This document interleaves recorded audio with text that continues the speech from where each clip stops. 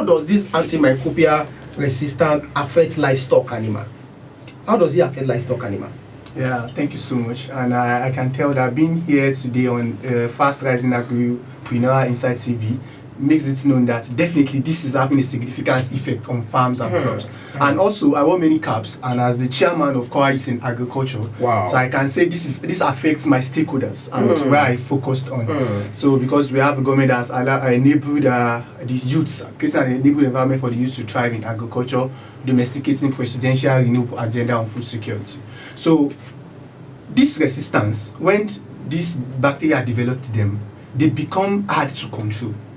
So the disease they cause becomes what's part of the crops, which number one causes a significant loss to yield, both livestock and crop. And you know, all farmers wants to make profits. Of course, and whenever the yield becomes low, what happens to the profit? It's lost. Thank you so much. Now let's look beyond the economical view. Let's go about the health implication. Antimicrobial resistance is not like a global pandemic now that kills millions of people every year. It also affects humans. Subsequently, I'll talk about the epidemiology. Not just human now, because you know, looking at it from just basic views that when this resistance is in these plants, you understand, and they have become something we cannot control. Who is the final consumer of this? It's human.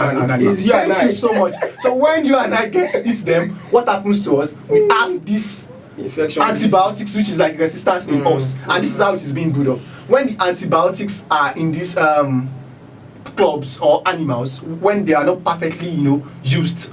So during this period that we are meant to wait and we can't wait, or maybe they have become at AMR stage. Like they become an acute stage. So when we take them in, the body develops having a concentration of these antibiotics in us. You understand? And it's not every time that we get to fight fire with fire. So now when we now have an infection, maybe that we need an antibiotics, maybe like colistin, ampicillin, and all. When we put them in, the body is already having them.